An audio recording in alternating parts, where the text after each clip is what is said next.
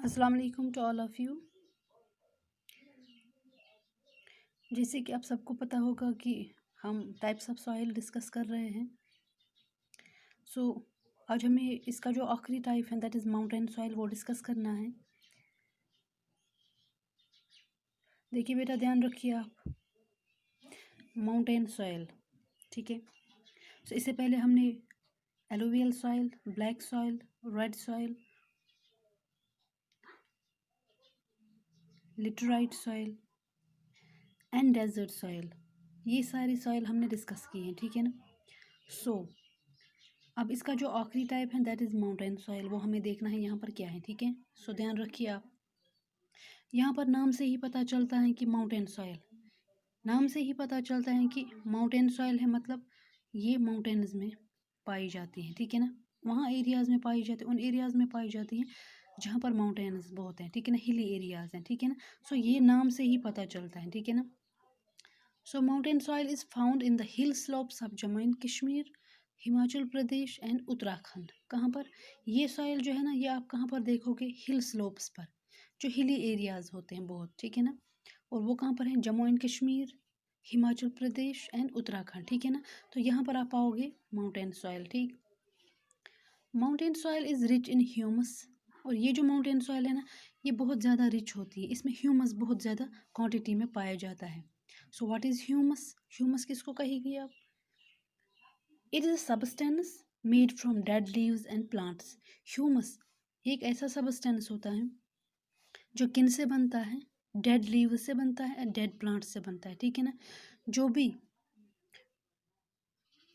Dead leaves आप देखोगे and dead plants आप देखोगे, आमतौर पर क्या होता है, जो माउंटेन एरियाज, हिली एरियाज होते हैं ना, वहाँ पर ज़्यादा बस्ती नहीं होती है, और वहाँ पर क्या होता है कि वहाँ पर आमतौर पर क्या होता है, वहाँ पर आमतौर पर प्लांट्स गिरे पड़े रहते हैं और बहुत बहुत टाइम तक पड़े रहते हैं, ठीक है ना। और लीव्स बहुत टाइम तक पड़े रहते हैं, उनको हटाया नहीं जाता है, तो वो क्या होता है, वो डेड वेस्टेज बन जाता है, ठीक है ना। तो वहीं से बनता है ये ह्यूमस, ठीक है ना। So such soil is good for growing fruits, और ये जो सॉइल है ना, माउंटेन सॉइल, ये बहुत ज़्यादा फ़ायदेमंद होता है, इसमें फ्रूट्स बहुत ज़्यादा क्वांटिटी में बनते हैं, ठीक है ना। फ्रूट्स, हर तरह के फ्रूट्स इसमें बहुत ज़्यादा क्वांटिटी में पैदा होते हैं, ठीक है ना। Terrace farming is also common in hilly areas. ये जो टेरेस फार्मिंग है, अगर आपको याद होगा जब हम माउंटेन पढ़ रहे थे, नॉर्दर्न माउंटेन, तब हमने ये टेरेस फार्मिंग डिस्कस किया था। तो ये क्या है, ये एक मेथड ऑफ ग्रोइंग क्रॉप्स, ये एक ऐसा मेथड ऑफ ग्रोइंग क्रॉप्स है ऑन साइड्स ऑफ हिल्स और माउंटेन्स। ये जो टेरेस फार्मिंग है ना, ये कहाँ पर की जाती है, यहाँ पर माउंटेन्स और हिल्स के साइड्स में की जाती है, उनके टॉप एंड्स पे की जाती है, ठीक है ना। उनके बीच में नहीं की जाती, उनके साइड्स में की जाती है। For example left side, right side, top पर या बॉटम पर की जाती है, लेकिन बीच में नहीं की जाती, उसको हम बोलते हैं टेरेस फार्मिंग, ठीक है ना। सो अब हम देखेंगे कौन कौन से क्रॉप्स यहाँ पर इस माउंटेन सॉइल में उगते हैं। सो वो वीट हैं, मेज़ हैं, बर्ली हैं, फ्रूट्स हैं, टी हैं, कॉफ़ी हैं एंड स्पाइसेस हैं। स्पाइसेस हम, आपको पता होगा, मसालों को बोलते हैं। जितने भी मसाले आप घर में कुकिंग में यूज़ करते हैं, उनको स्पाइसेस बोलते हैं, ठीक है ना। तो ये सारे क्रॉप्स उगते हैं किस में, माउंटेन सॉइल में। सो याद रखा माउंटेन सॉइल अब। So so the second one is, अब हमें देखना है conserving the soil. Conserving the soil, अब यहाँ पर आपको एक ऐसी प्रोसेस डिस्कस करनी, बहुत ज़्यादा इंपॉर्टेंट टॉपिक है कि आप कंजर्व करना मतलब होता है प्रिवेंट करना, बचाना, ठीक है ना। कंजर्व करना मतलब होता है बचाना। कंजर्विंग द सॉइल, आप अपनी ज़मीन को कैसे बचा सकते हैं, ठीक है ना। देखिए बेटा, ज़मीन हमारे लिए बहुत ज़्यादा इंपॉर्टेंट है, एक नेचुरल रिसोर्स है हमारे लिए, ठीक है ना। सो आपको यहाँ पर बहुत ध्यान रखना है कि हर एक चीज़ जो हमारे लिए कीमती है, उसकी हमें देखभाल करनी चाहिए। उसके लिए क्या फ़ायदेमंद है वो हमें करना है, जो उसके लिए हार्मफुल वो हैं वो हमें नहीं करना है, ठीक है ना। सो ज़मीन भी हमारे लिए बहुत ज़्यादा इम्पॉर्टेंट है, तो वहाँ पर भी हमें वो सारे एक्टिविटीज़ करने, वो सारे काम करने चाहिए जो इसके लिए फ़ायदेमंद है, जो इसको नुकसान ना पहुँचाए, ठीक है ना। तो यही कहते हैं कि हम अपनी ज़मीन को कैसे बचा सकते हैं, कैसे प्रिवेंट कर सकते हैं, ठीक है ना। उसको बोलते हैं कंजर्विंग द सॉइल, ठीक है। सो soil is a renewable natural resource. मैंने आपको कहा था कि रिन्यूएबल रिसोर्सेज कौन है, नॉन रिन्यूएबल रिसोर्सेज कौन है, जब हमने फर्स्ट डे ये स्टार्ट किया था ये यूनिट। सो सॉइल की बात करेंगे हम, ये नेचुरल हैं। क्या है? रिन्यूएबल नेचुरल रिसोर्स है, ये कुदरत की तरफ से नॉर्मल है, ये कोई मैन मेड नहीं है, ठीक है ना। सो ये रिन्यूएबल नेचुरल रिसोर्स है, ठीक है ना। So it takes long time for it to get formed. मैंने आपको कहा था कि रिन्यूएबल किसको कहेंगे हम। रिन्यूएबल ऐसी चीज़ें होती है, ऐसे नेचुरल रिसोर्सेज होते हैं जो ऐसे ही शॉर्ट पीरियड ऑफ टाइम में फिर से नहीं बनते हैं, ठीक है ना, रिफिल नहीं होते फिर से, ठीक है ना, ये दोबारा से नहीं बनते हैं कुछ छोटे टाइम में। इनको फिर से बनने के लिए ना थाउजेंड्स ऑफ ईयर्स लगते हैं। अब आपको पता है थाउजेंड्स ऑफ ईयर्स कोई छोटा टाइम पीरियड नहीं है, इनको बनने में थाउजेंड्स ऑफ ईयर्स लगते हैं, ठीक है ना। सो ये जो सॉयल है इसको भी बनने में, इसके मैंने आपको उस दिन बताया था कि एक थिन लेयर को बनने में थाउजेंड्स ऑफ ईयर लगते हैं। तो अब आप खुद सोच सकते हैं कि ये दोबारा कब बनती होगी, ठीक है ना। So it is a renewable natural resource, ठीक है ना। We know trees hold soil with their leaves. However, cutting of trees leads to deforestation. अब अगर हम यहाँ पर ट्रीज़ की बात करेंगे, आपको पता है कि आपने देखा होगा, साइंस में आपने पढ़ा होगा, ट्रीज़ के जो रूट्स होते हैं, जड़ें होती हैं, वो ज़मीन के अंदर होती है ना। और वो जड़ें जो होती हैं ना, वो किससे कवर्ड होती हैं? सॉइल से, ज़मीन से कवर्ड होती है ना, मिट्टी से कवर्ड होती है ना। तो कहते हैं कि ट्रीज़ के काटने को हम कौन सी प्रोसेस बोलते हैं, ये आपने पढ़ा होगा साइंस में, उसको डिफॉरेस्टेशन बोलते हैं, ठीक है ना।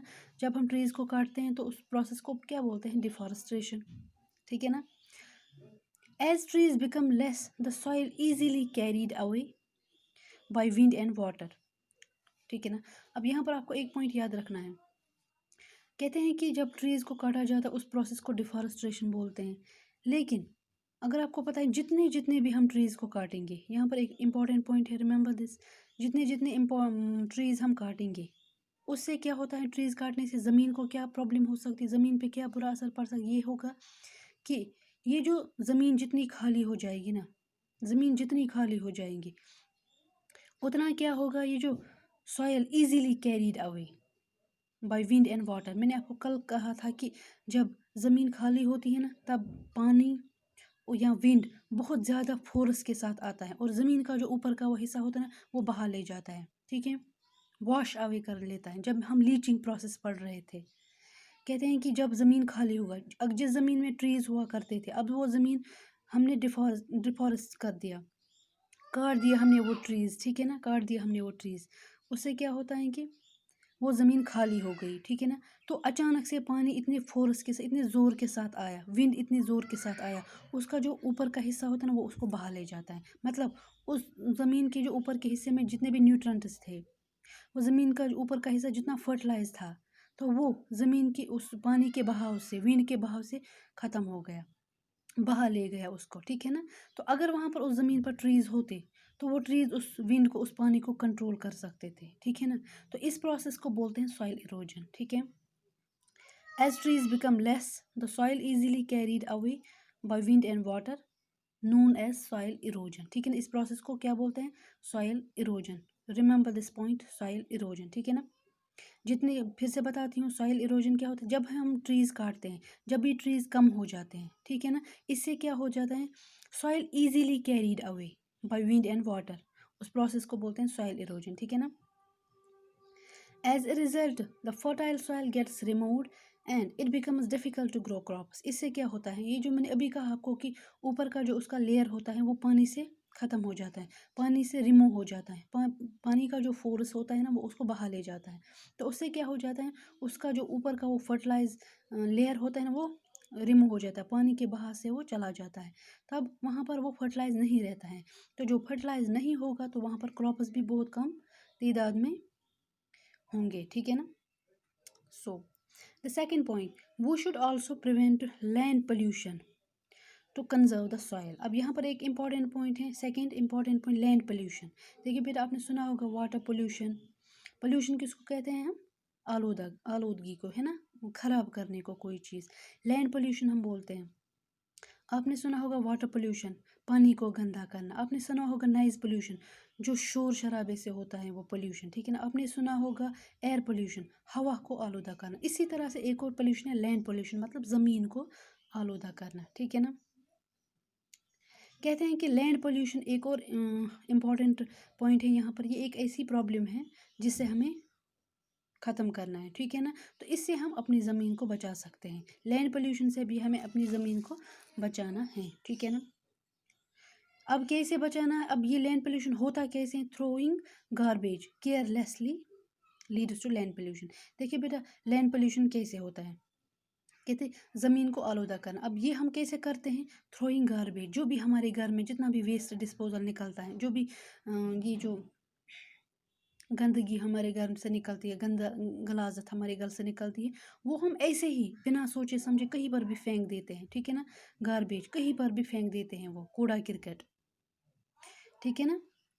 तो कहते हैं कि वो हमें ऐसे ही केयरलेसली कहीं पर भी नहीं फेंकना चाहिए। इससे क्या होता है? लैंड पोल्यूशन होता है। इससे हमारी ज़मीन ख़राब हो जाती है, इससे हमारी ज़मीन को नुकसान हो जाता है, ठीक है ना।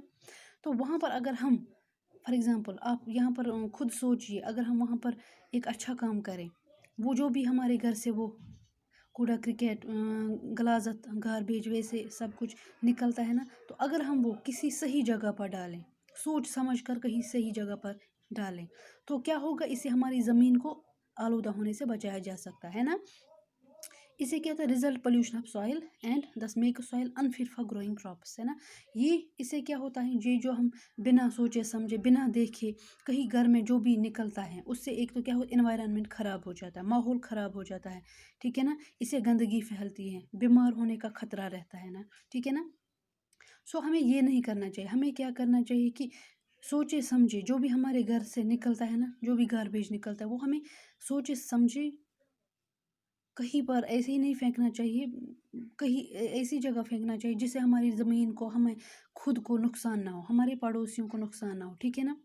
तो कहीं अच्छी जगह फेंकना चाहिए जहाँ पर किसी को भी कोई नुकसान ना हो, क्योंकि जब उस पर कीड़े पड़ते हैं ना, तब बहुत ज़्यादा आलू, ये जो एयर पोल्यूशन भी होता है उससे, ठीक है ना। ज़मीन तो वहाँ पर पोल्यूट हो ही जाती है, लेकिन एयर पोल्यूशन भी हो जाता है, हवा ख़राब हो जाती है, ठीक है ना। इससे बीमारियाँ फैलती है, ठीक है ना। तो यहाँ पर आपने दो इंपॉर्टेंट पॉइंट देखे कि एक तो सॉइल एरोजन एंड दूसरा है लैंड पोल्यूशन, ठीक है ना। तो इन दोनों से हमें बचाना है अपनी ज़मीन को, ठीक है ना। So, some steps that we can take to ensure that soil does not get washed away. Also, few ways of maintaining the fertility of soil. अब यहाँ पर कुछ पॉइंटर्स दिए हुए हैं आपकी बुक पर।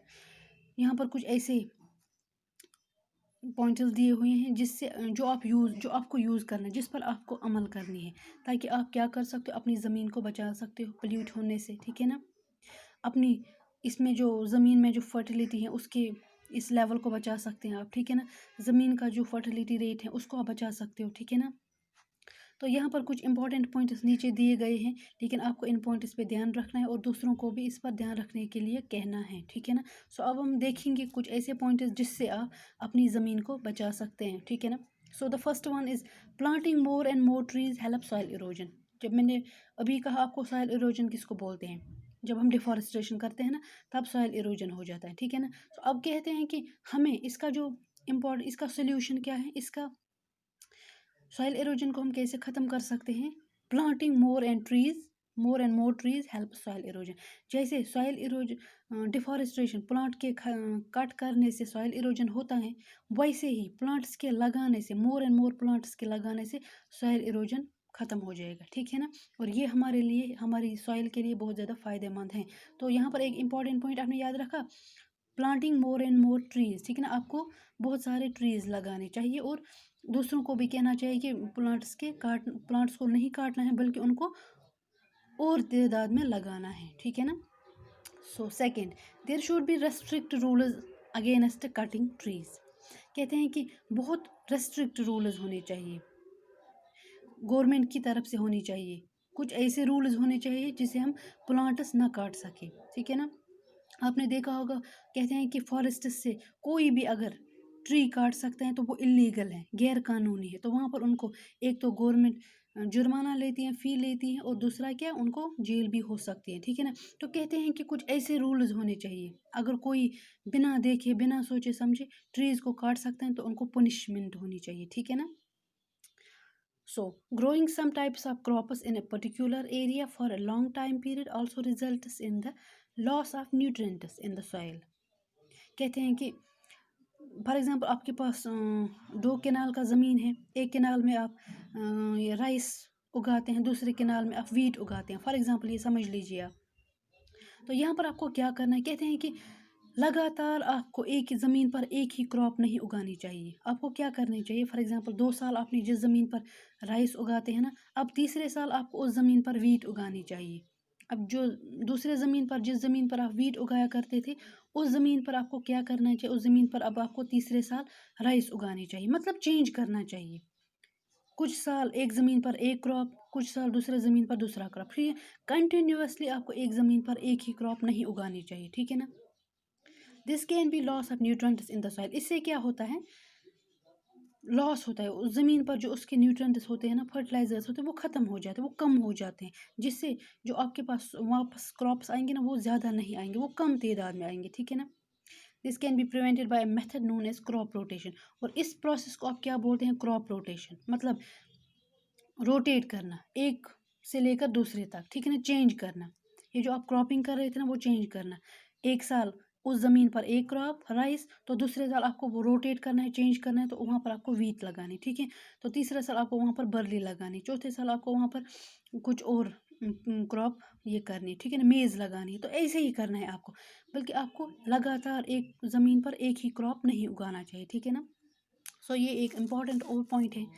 Fourth one is artificial fertilisers में contain harmful chemicals, so we should not over use fertilisers. कहते हैं कि आर्टिफिशियल फर्टिलाइजर्स आप किन को बोलते हैं, जो मार्केट में आते हैं ना फर्टिलाइजर्स, जो आपने खादें देखी होगी, ठीक है, urea, calcium chloride, potassium chloride, ये सारे फर्टिलाइजर्स आते हैं ना मार्केट में। हम बोलते हैं कि मार्केट से फर्टिलाइजर्स लाओ, हमें ज़मीन में डालने हैं, ठीक है ना, हमें अपने ये एप्पल ट्रीज़ में डालना है, उस बाग में डालना है, ठीक है, ऑर्चिड्स में डालना है, ठीक है ना। उनको बोलते हैं आर्टिफिशियल फर्टिलाइजर्स। कहते हैं कि उनका ओवर यूज़, उनका ज़्यादा इस्तेमाल नहीं करना चाहिए, उनका ज़्यादा इस्तेमाल नहीं करना चाहिए, बल्कि हमें क्या करना चाहिए, instead natural fertiliser should be use.